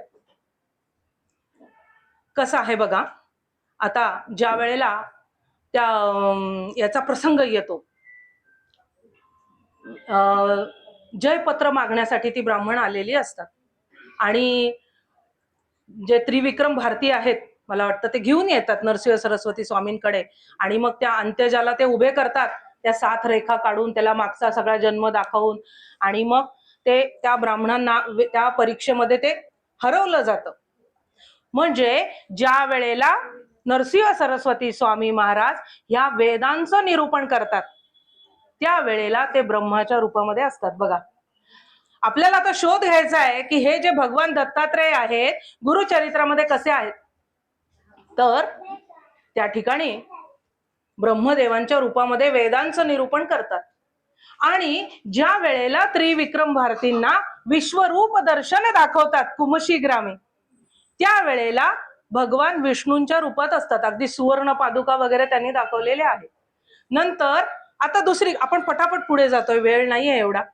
नंतर आता झाले ब्रह्मा विष्णू आणि ज्या वेळेला तो तंतुक असतो विणकर असतो त्याला श्रीशैल्यमला जाऊन ज्या वेळेला तो दर्शन घेतो तर श्रीशैल्यमला त्याला त्या मल्लिकार्जुनाच्या ठिकाणी साक्षात नरसिंह सरस्वती स्वामी दिसतात. म्हणजे ब्रह्मा विष्णू महेशाची रूप ही गुरुचरित्र तुम्हाला दाखवून देतं या लीलांमधनं. अहो, सिद्ध आणि नामधारकाचा हा जे आहे कथा आहे, ज्या वेळेला आपण श्रवण करतो आपली विकास प्रक्रिया सुरू होते. मग ज्या वेळेला ब्रह्मा विष्णू महेश आहेत त्याच वेळेला ते अन्नपूर्णा पण आहेत, नंतर लक्ष्मी पण आहेत आणि सरस्वती पण आहेत. ज्या वेळेला श्रीपाद प्रभूंचा जो अवतार कार्य दाखवलेला आहे ती जी एक महिला असते आपल्या मुलाला घेऊन आत्महत्या करायला चाललेली असते, मूढमती बालक असतं. मग त्या बालकावरती आणि त्या मातेवरती ते कृपा करतात आणि माझ्यासारखा मीच म्हणून नरसिंह सरस्वती स्वामी महाराजांचा अवतार आहे, तिचा पुढचा जन्म आहे, शनी प्रदोष व्रत कथा सांगितली आहे आणि त्या बालकाचं मूढत्व जातं. नंतर भुवनेश्वरीचा प्रसंग बघा. त्या ठिकाणी असलेल्या त्या मंदमती ज्याला बोलता येत नाही जिव्हादान करतो त्याच्यावरती नरसिंह सरस्वती स्वामी कृपा करतात, त्याला जिव्हा प्रगट होते, तो विद्या वाचस्पती प्रकांड पंडित होतो. म्हणजे काय झालं या ठिकाणी सरस्वतीच्या रूपामध्ये केलेली कृपा. एकीकडे ब्रह्मा आहेत तर मग सरस्वती देवी आल्याच. नंतर काय पुढचा प्रसंग आहे तर तो प्रसंग आहे दरिद्री ब्राह्मणाचा प्रसंग. अमरेश्वरला तो जो घेवड्याचा वेल उपटतात आणि त्याच्या खाली धनकुंभ म्हणजे धनाचा मोठा कुंभ सापडतो. म्हणजे माझे भगवान दत्तात्रय साक्षात लक्ष्मी आहेत आणि स्वतः कसे आहेत भस्म विलेपित जटाभार दिगंबर आणि भक्ताला कसे करतायत हंडा सापडून देतायत, प्रकांड पंडित करतायत. किती प्रेमळ आहे तो. नंतर ज्या वेळेला भास्कर ब्राह्मणाची कथा येते 3 जण लोकांना पुरेल एवढा शिदा असतो, त्यामध्ये 4000 माणसं जेवून जातात, वस्त्राखाली झाकून ठेवायला सांगतात प्रभू. म्हणजे काय झालं बरं, अन्नपूर्णे सदापूर्णे शंकर प्राणवल्लभे ज्ञान वैराग्य सिद्ध्यर्थम भिक्षाम देही च पार्वती. अन्नपूर्णेच्या रूपामध्ये माझ्या दत्तप्रभूंनी केलेली कृपा. मग माझे दत्तप्रभू कसे आहेत? गुरुर ब्रह्मा गुरुर विष्णू गुरुर्देव महेश्वरः गुरु साक्षात परम ब्रह्म तस्मै श्री गुरवे नमः. मग सगळ्यांनी शांतता ठेवा. आता शेवट आलाय, दत्तप्रभूंचा जन्माचा काळ आलेला आहे. आपापसात सुद्धा कृपया चर्चा करू नका. ज्या वेळेला काय आहेत माझे गुरु? गुरुर ब्रह्मा आहेत. मग त्यांनी काय करावं? तर मला सद्बुद्धी द्यावी आणि कुबुद्धीचा नाश करावा. माझ्यावर ब्रह्मदेव होऊन गुरुर ब्रह्मा कृपा करावी. पुढे काय म्हणतात? गुरुर ब्रह्मा गुरुर विष्णू. मग ज्या वेळेला तुम्ही विष्णूंच्या रूपामध्ये असणार आहात त्या वेळेला तुम्ही काय करा? या लेकराचं पालन पोषण करा. म्हणजे जे सद्बुद्धी, जे चांगले विचार पेरलेले आहेत ते विचार पुढे वाढीस लावा, त्याचा वटवृक्ष होऊ द्या. पुढे काय म्हटलेले? गुरुर ब्रह्मा गुरुर विष्णू गुरुर्देव महेश्वरः. मग चांगल्याची निर्मिती होत असताना जे म्हणून काही वाईट निर्माण झालेलं आहे त्याचा तुम्ही काय करा? संहार करा, नाश करा. चांगल्याची निर्मिती होत असताना सुद्धा जे काही निर्माण होतंय त्याचा तुम्ही नाश करा. अशा प्रकारे ही जी त्रिमूर्ती आहे, सत्व रज तम युक्त, ती काय करते? आपल्याला भरभरून देत असते. ती जी काखेमध्ये झोळी आहे ना, त्यामध्ये अख्खं विश्व सामावलेलं आहे. अन्नपूर्णा आहेत, लक्ष्मी देवी आहे, सरस्वती आहे, ब्रह्मा आहेत, विष्णू आहेत, सगळे. फक्त गरज आहे ती आर्त हाकेची. उपासनेचं तुमचं नाणं कसं हवंय? खणखणीत. मग हाक मारले की समोर प्रगट होतात. कोणाला दाखवण्यासाठी उपयोग नाहीये की आम्ही एवढ्या माळा जप करतो, एवढे पारायण करतो, एवढ्या वेळा मंदिरात जातो, इतक्या वेळा घंटा वाजवतो, इतक्या माळा ओढतो, इतक्या तीर्थयात्रा झाल्या. जितकं म्हणून आपण दाखवण्यासाठी करू तितकं तितकं मागे मागे जाऊ. मग ती जी अनसूया होती, आज आपण गुरुचरित्रातल्या चौथ्या अध्यायामध्ये जो भगवान दत्तात्रयांचा जन्म सांगितलेला आहे तो आता बघणार आहोत. जी अनसूया माता होती ती कशी होती? असूया रहित. इतकं पातिव्रत्याचं सामर्थ्य होतं. असं म्हटलं जातं की ही जी अनसूया माता आहे तिने सीतेला चित्रकूट पर्वतावर ज्या वेळेला ते वनवासाला निघाले होते अशी वस्त्र दिली होती की जी कधीही खराब होणार नाहीत. अशी आभूषणं दिली होती की ती त्यातनं प्रकाश बाहेर पडायचा. असा लेप दिला होता की त्यांनी तुमचं तारुण्य टिकून राहील. आणि पुढे चालून मला नंतर अशी माहिती मिळाली, कुठे याचा उल्लेख सापडत नाही, की ते जे वस्त्र होतं सीतेनी हनुमंताला दिलं होतं आणि हनुमंतानी ते वस्त्र समर्थ रामदास स्वामींना दिलं होतं आणि तिथे शेजघरात ते वस्त्र आहे. म्हणजे असं कुठे कागदोपत्री उल्लेख नाही, पण मी बऱ्याच जणांच्या तोंडून तिथे गेल्यानंतर हे ऐकलेलं आहे. तिथं ते वल्कल बघायला मिळतं आपल्याला सज्जनगडावरती. मग ही अशी अनसूया, तिने सीतेला पतिव्रता धर्म समजावून सांगितला होता, त्यामुळे सीतेचा पुढचा मार्ग सोपा गेला. मग ही अनसूया मातेला ज्यांनी उत्पत्ती स्थिती लय केलेला आहे तिन्ही देवतांनी तिला निवडलं कशासाठी? जर का तुम्ही हे काढलं, काय म्हणतात त्याला, आपली दत्तबावांनी माहित असेल, त्यातला पहिला श्लोक काय आहे? सुरुवात कशी आहे? जय योगेश्वर दत्त दयाळ तूच एक जगमा प्रतिपाळ अत्र अनसूया करी निमित प्रगट्यो जग कारण निश्चित ब्रह्मा हरिहर नो अवतार शरणागत नो तारणहार. अत्र आणि अनसूयांना निमित्त करून जगाच्या कल्याणासाठी भगवंतानी केलेली ही लीला. इतकं पातिव्रत्याचं सामर्थ्य होतं, इतकं उपासनेचं सामर्थ्य होतं की ह्या स्वर्गातले देव घाबरले. त्यांना वाटलं की पंचमहाभूत या अनसूयेच्या आज्ञेत आहे. चित्रकूट पर्वतावरती त्यांचं वास्तव्य. अहो असं म्हणतात की अत्री जे महर्षी होते ते रोज गंगेला स्नानाला जायचे. वय वाढल्यावर स्नानाला जाणता यायचं नाही, तर ती गंगा आपल्या अंगणात आणली होती तिने. तिला मंदाकिनी म्हणतात. काही सामर्थ्य. एक सावित्री आणि एक अनसूया. अहो कर्दम ऋषी आणि आई कोण? देवहूतीची कन्या. आणि कपिल महामुनी जिचे भाऊ, अशी ही अनसूया. सूर्य मंद मंद प्रकाश द्यायचा, वारा आल्हाददायक व्हायचा, अग्नी शीतलता. आणि असं काही झालं की इंद्रदेवांना भीती वाटते. ज्या काही म्हणून जगामध्ये घटना घडलेल्या आहेत तिथं कुठेतरी देवर्षी नारद नाही तर इंद्र आहेत. तुम्ही नीट बघा. आणि त्यांचे आपल्यावर उपकार आहेत. त्यांनी जर का ती किल्ली फिरवली नसती, ती कळ लावली नसती, तर पुढच्या ह्या घटना झाल्याच नसता. गोवर्धन पर्वताची लीला बघावी. तो जर पाऊस पडला नसता ते झालंच नसतं. मग ही सगळी मंडळी वरती गेली आणि सांगितलं की पतिव्रता आपलं आमचं पद घेऊन टाकेल, कुठल्या देवाला त्याचं पद सोडावं लागेल माहित नाही. तिन्ही देवांकडे तिची कंप्लेन केली.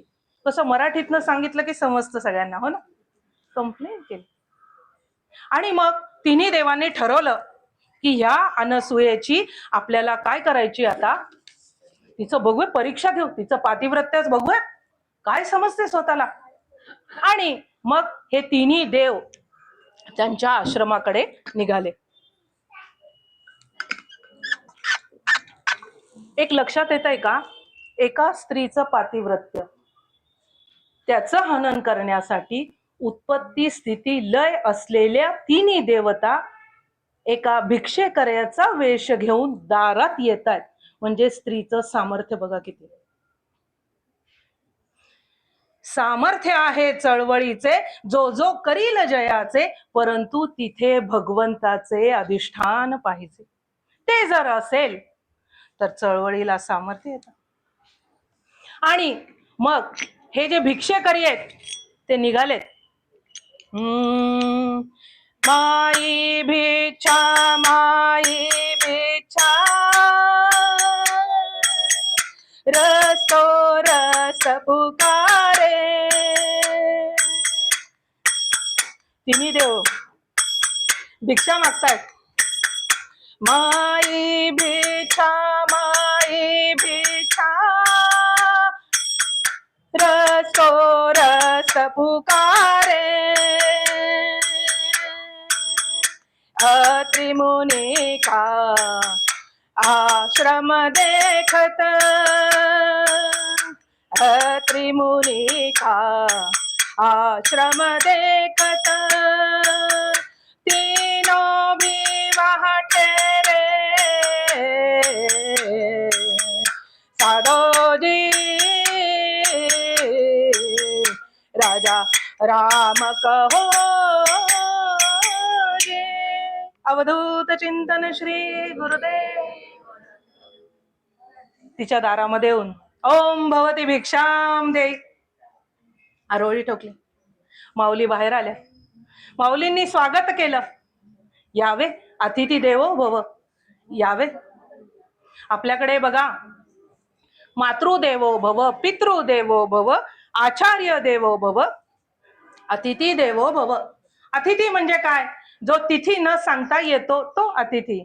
आता सारखं फोन करून, लवकर फोन करू त्यांची स्वयंपाकवाली बाई जाण्याआधी, म्हणजे आपल्या पोळ्या होतील नाही तर पार्सल घेऊन जायला लागेल. अतिथी देवो भव आपणच केलेला रहस्य आहे, आपणच केलेला आहे. मग तिने स्वागत केलं, बसायला आसन दिलं. आणि पूर्वी पद्धत होती, अतिथी आले की त्यांच्या चरणांवरती पाणी घातलं जायचं, औक्षण केलं जायचं, घरामध्ये घेतलं गेलं. आणि बरं का, आता मी पुढे पुढे जसा प्रसंग सांगेल त्याच्यामध्ये एक प्रगट ज्या वेळेला होतात भगवान दत्तात्रय, त्यावेळेशी एक आमच्यामध्ये ओवी आहे. ती ओवी झाली की सगळ्यांना मी सांगते, फुलं वाटल्या जातील, मग आपण फुलं उधळूया. हो करूयात ना गजर, वेळ आहे अजून. किती 5:55 घ्यायचंय ना आपल्याला. हा आहे तसा वेळ आहे. 5:59 आहे ना.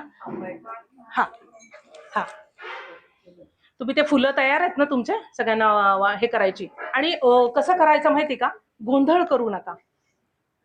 आपल्याला मार्ग दाखवणारे भगवान दत्तात्रय प्रगट झालेले आहेत. ती शुभ घटिका आहे. त्या घटिकेला आपण गोंधळ करायचा नाहीये.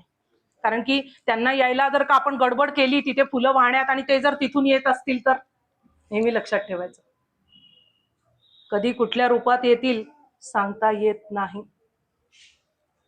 तर माई भिक्षा बाहेर आली. अतिथी देवो भव म्हणून स्वागत केलं. चरण कमल धुतली. बसायला आसन दिलं. यावे, बसावे. आणि ते म्हणतात की माई, आम्ही फार दुरून आलेलो आहोत. तुझी कीर्ती आम्ही ऐकलेली आहे. त्रिखंडामध्ये तुझी कीर्ती सगळीकडे पसरलेली आहे. तुझ्यासारखी दुसरी पतिव्रता स्त्री नाही.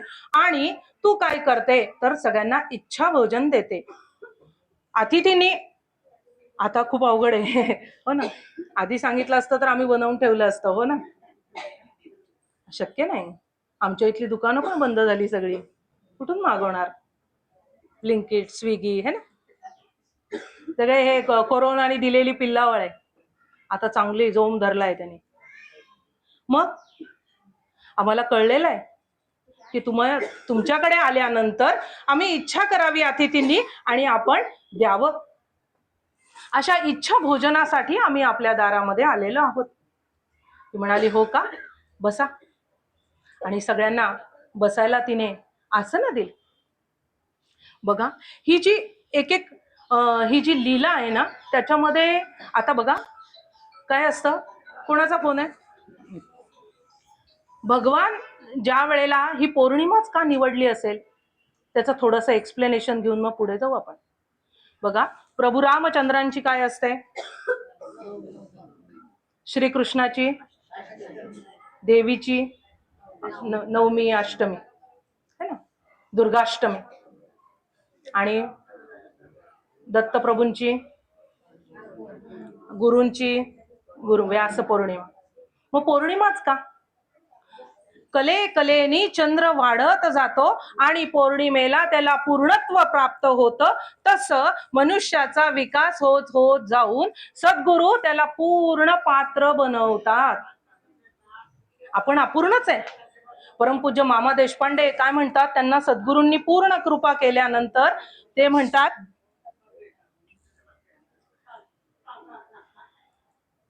त्यांचं असं म्हणणं आहे की देवा, तू मला अपूर्णच ठेव. तू जर का मला पूर्ण केलं तर मग तुझ्यात आणि माझ्यात काही भेदच राहणार नाही. मग मला तुझी सेवाच करता येणार नाही. त्याच्यासाठी तू मला कायम अपूर्ण ठेव. मग ही जी पौर्णिमा आहे ना, तुम्हाला पूर्णत्वाला नेते. जसं चंद्र असं म्हणतात, म्हणून ह्या पहिल्या पंधरवड्यातली उपासना जास्त महत्वाची असते बरं का. जर का तुम्ही प्रथमा शुक्ल पक्ष आणि कृष्ण पक्ष, शुक्ल पक्षातल्या उपासनेला अनन्यसाधारण महत्व आहे. कारण जसा चंद्र कले कलेनी वाढत जातो, तुमची उपासना पुढे पुढे पुढे पुढे वाढत जातो. म्हणून खूप महत्व. आणि अजून एक गंमत सांगू त्यातली. 16 कलांनी विकसित झालेला चंद्र अमृताचा वर्षाव करत असतो आणि त्याच्या छायेखाली जर का तुम्ही जप केला तर तो पूर्णत्वास जातो, जास्त फळ मिळतं. मी तुम्हाला सांगते, बरेच ते पुरस्कार असतात बघा, गायत्री पुरस्कार, स्थान महात्म्य कसं आहे. एक पटकन प्रसंग सांगते. बद्रीनाथ सगळ्यांना माहितीये. तिथे का जायचं असतं माहितीये? बद्रीनाथ, आपल्याकडे चारधाम यात्रा किती महत्वाच्या आहेत. ह्या बद्रीनाथ यात्रेला इतकं अनन्यसाधारण महत्व आहे की आजच्या कालखंडात कलियुगामध्ये आपण अशी पुरस्कार करू शकत नाही. मग ती पुरस्कार तुम्ही जर का बद्रीनाथ मध्ये 1 माळ जप केला तर तो 100 माळाच्या बरोबरीला जातो. 1 माळ जप बद्रीनाथाच्या तुम्ही दारात केला तर तो 100 माळेच्या वर. असं म्हटलं जातं की 4 कृष्ण आहेत आपल्याकडे. सत्ययुगातला कृष्ण राहतो बद्रीनाथला, जिथं आपण राहूच शकत नाही, जास्त धाप लागते, श्वास घ्यायला त्रास होतो है ना. सत्ययुगातला कृष्ण तिथे राहतो. बघा किती सुंदर आहे. नंतर कुठलं युग आलं? त्रेतायुग, रामाचं युग आलं. तिथला कृष्ण राहतो श्री रंगनाथ खाली साऊथ मध्ये. नंतर कुठलं युग आलं? द्वापार युग, तो राहतो द्वारकेला. नंतर कुठलं युग आलं? तो राहतो जगन्नाथपुरीला. त्याचं हृदय गेलंय ना तिथे वाहत वाहत. मग जगन्नाथपुरीचा जो कृष्ण आहे तो काय म्हणतो की माझा भक्त कसा का असेना, कसा आहे पण मी त्याच्यावर पूर्ण अनुग्रह करणार. असं असं स्थान महात्म्य. म्हणून आपल्याकडे सगळं तीर्थयात्रा आहे. मग ही सगळी तीर्थ तिच्या चरणांपाशी, आणि ते कोणाच्या चरणांपाशी अनुसूया मानत होती, तर आपल्या पतीचं जे चरण तीर्थ होतं, या सगळ्या तीर्थांचं पुण्य ती आपल्या पतीच्या चरणांपाशी मानत होती. मग पुन्हा आपल्या मूळ कथेकडे आपण वळूया, की अतिथी छान पानं मांडलेली आहेत. आता सारखी डायनिंग टेबल नाही किंवा बुफे पण नाही. आस्वादच घेता येत नाही आपल्याला त्या खाण्याचा. अन्न हे पूर्ण ब्रह्म आहे. अहो, ज्या अन्नावरती आपलं आतली जडणघडण होणार आहे, तिथंच आपण सगळं दुर्लक्ष करतोय. तिथेच घरात कामवाली बाई येते. तर हे जे माई स्वतः अन्नपूर्णा स्वयंपाक करून तयार आहे, पानं वाढलेली आहेत, रांगोळ्या काढलेल्या आहेत, आसनावरती बसवलेलं आहे, सुंदर केळीची पानं आहेत, पंचपक्वान्न वाढलेलं आहे, आणि जिला कुठलीही असूया नाही. बरं, एक मिनिट, अजून एक सांगायची राहिली गंमत पौर्णिमेची. ते सांगितल्याशिवाय मला चैन पडणार नाही. तो जो चंद्र आहे ना, चंद्र, तर तो ज्या वेळेला अनसूयेचं घर सोडून गेला की नाही, ब्रह्मदेव काय म्हणाले, काय झालंय, चंद्र झाले ना, आणि अनसूये मातेला सांगितलं की नभोमंडलातनं जाताना मी तुला वरतून अवलोकित राहील. म्हणजे चंद्र म्हणजे कोण येतो, साक्षात भगवान दत्तात्रय येतो. म्हणून पौर्णिमा आहे. चंद्राला नमस्कार म्हणजे डायरेक्ट तो नमस्कार अनसूयेला जाऊन पोहोचतो. म्हणून त्या चंद्राचं इतकं महत्व आहे. ते दत्त आहेत, ते लक्ष ठेवून असतात तुमच्यावरती. मग सगळ्यांची पानं वाढली आहे, पण मंत्र म्हणून झाला, वदनी कवल घेता म्हणून झालं, पण अन्न खायलाच मुळी तयार नाही. त्यावेळेला अनसूया मातेने विचारलं, अतिथी तुम्ही देव आहात, माझं काही चुकलंय का, कशात काही मीठ नाहीये का तिखट झालंय का, अजून काही आपल्याला हवंय, मी अजून काही बनवून आणू का आपल्यासाठी, थोडासा वेळ द्या, लगेच बनवून आणते. मग ते अतिथी एकमेकांकडे बघतात. माई, तू आमची सगळी इच्छा पूर्ण करणार आहेस ना, आणि आम्हाला जे हवं ते तू देणार असशील तर आम्ही जेवायला सुरुवात करतो, नाही तर आम्ही निघालो. ताडकन तिघं उठले आणि निघायला लागले. अनसूया माता म्हणाली, अतिथी भगवान, आपण जाऊ नये, बसावे, आणि आपल्याला जे हवंय ते मी वाढते. ते म्हणाले, आम्हाला नग्न अन्न हवंय. कसं अन्न हवंय, न अग्न, ज्याला अग्नीचा स्पर्श झालेला नाही, नग्न अन्न. मग ते कुठलं, ते अन्न कुठलं, मातेचं दूध, ज्याला अग्नीचा स्पर्श होत नाही. नग्न अन्न आम्हाला तू वाढ. बघा, ज्याची भाषा त्यालाच कळू जाणे. आपल्या मनात विकल्प काय बाई देव, नग्न अन्न वाढायला लागले, याच्यातच रमतात लोक. तो कृष्ण आहे ना, असाच भुलवतो, आपल्याला वाटतं पकडला पकडला सापडला, तो जातो दूर निघून. अहो, आयुष्यभर नाव घेतलं, शेवटच्या क्षणाला देवाचं नाव येत नाही मुखामध्ये, आयुष्यभर पण घेऊन ती माया असते. मग त्या वेळेला तो तुमची जबाबदारी घेतो. तो म्हणतो, मी घेतो तुझं नाव, तू घेतलं ना इतक्या दिवस.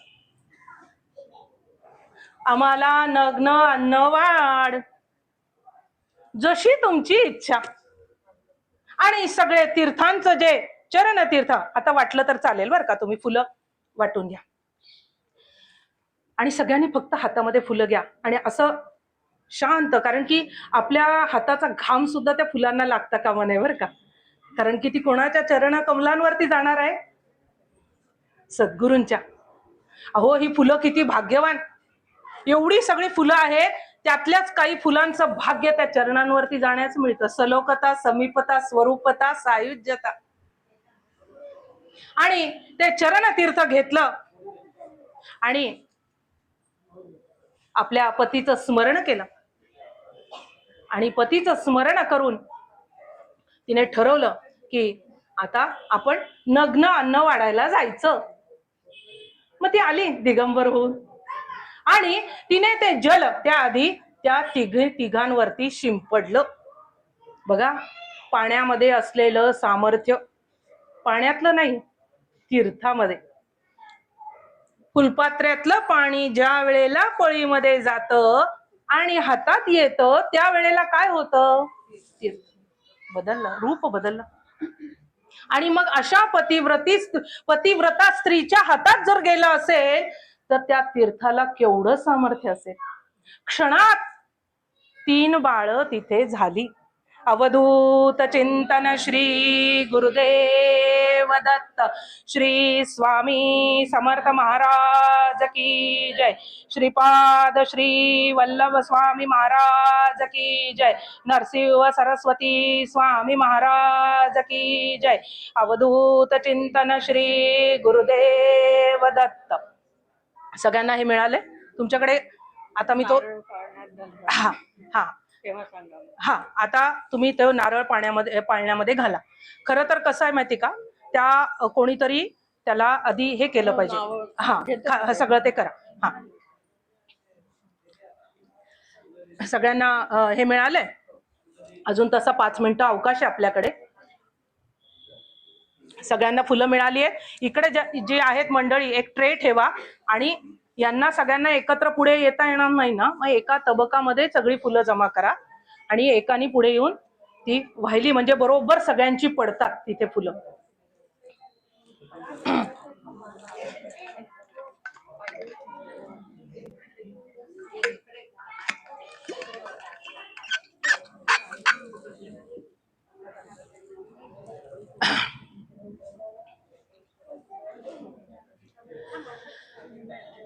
सगळ्यांना फुलं देऊन झाले, कारण की आता मी ती ओवी म्हणणार आहे, मग आपल्याला फुलं उधळायची आहेत सगळ्यांना.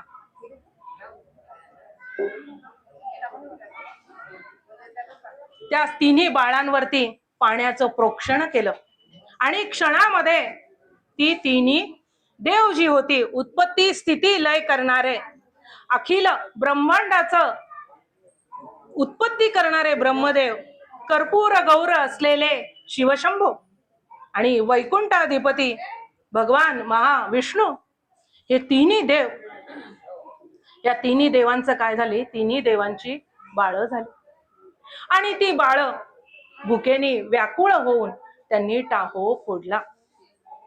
कसं असतं, ज्या वेळेला ते बाळ रडतं, अकांड तांडव करतं, पहिल्यांदा जेव्हा त्या बाळाचा टाहो येतो ना, आई काय करते? एक पाळणा झोका देते, परत कामाला निघून जाते. पुन्हा ते बाळ रडतं आणि ज्या वेळेला त्याचा परत रडण्याचा आवाज येतो, रडण्याचा परत आवाज येतो, त्यावेळेला काय करते? एखादं खेळणं त्याच्या पाळण्यामध्ये टाकते आणि ज्या वेळेला तो अकांड तांडव करतो की आई मला काही नको, ही माया नको, हा प्रपंच नको, मला फक्त तूच पाहिजे, जगत जननी अनसुया माता, आम्हाला फक्त तूच हवी आहे आणि ते नग्न अन्न तू आम्हाला दे. अहो टाहो फोडला हो. आणि आता मी ती ओवी म्हणणार या. घ्यायचा आहे जन्म. मार्गे प्रदोष काळे, मार्गे प्रदोष काळे, राका मृग शीर्ष युक्त गुरुवारी. बघा तोच आहे आजचा. राका मृग शीर्ष युक्त गुरुवारी, अत्रिगृही अवतरोनी, अत्रिगृही अवतरोनी, झाला प्रगट स्वभक्त कैवारी. रामा रामा रा फुलं उधळा. राम राम हरे हरे, रामा राम राम राम हरे हरे, रामा. अवधूत चिंतन श्री गुरुदेव दत्त. अवधूत चिंतन श्री गुरुदेव दत्त. अवधूत चिंतन श्री गुरुदेव दत्त. अवधूत चिंतन श्री गुरुदेव दत्त.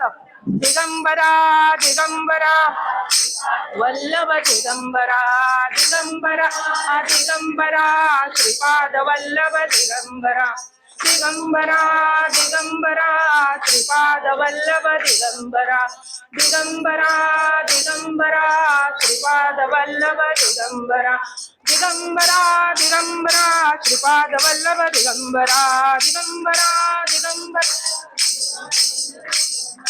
दिगंबरा दिगंबरा श्रीपाद वल्लभ दिगंबरा दिगंबरा दिगंबरा दिगंबरा दिगंबरा श्रीपाद वल्लभ दिगंबरा